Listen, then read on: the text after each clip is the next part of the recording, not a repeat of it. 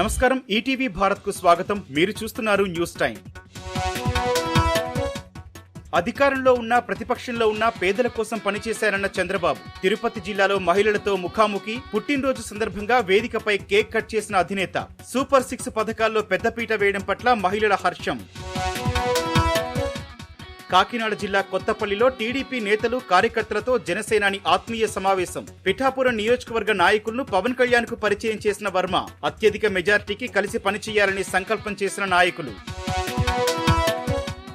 జగన్ సమక్షంలో జనసేనానికి యువకుల జేజేలు. బస్సు యాత్రలో అడుగడుగునా సీఎంకు నిరసన సెగలు. బాబులకే బాబు, కళ్యాణ్ బాబు అంటూ నినాదాలు.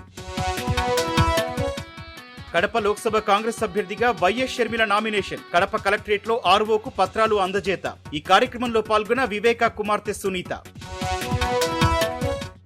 2 తెలుగు రాష్ట్రాల్లో ఘనంగా టీడీపీ అధినేత పుట్టినరోజు వేడుకలు. విద్యార్థులతో కలిసి జన్మదిన వేడుకలు చేసుకున్న చంద్రబాబు. పుట్టినరోజు శుభాకాంక్షలు తెలిపిన ప్రముఖులు. ఎన్నికల ప్రచారం కోసం కర్ణాటక వెళ్లిన తెలంగాణ ముఖ్యమంత్రి రేవంత్ రెడ్డి బెంగళూరులోని సర్వజ్ఞనగర్ లో రోడ్ షోలో పాల్గొననున్న సీఎం. అనంతరం మార్తనహళ్లిలో బహిరంగ సభకు హాజరు.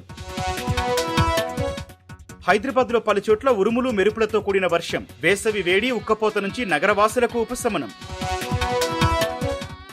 సొంత కారు లేని కేంద్ర హోంమంత్రి అమిత్ షా. మొత్తం 36 కోట్ల స్థిర చరాస్తులున్నట్లు అఫిడవిట్లో నమోదు.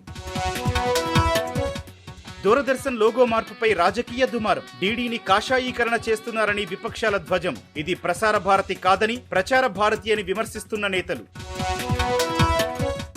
భారత్ లో ఎలాన్ మస్క్ పర్యటన వాయిదా. వ్యాపార బాధ్యతల వల్లేనంటూ ఎక్స్ లో ప్రకటన. ఈ ఏడాది చివర్లో వచ్చేందుకు ఎదురు చూస్తున్నట్లు వెల్లడి.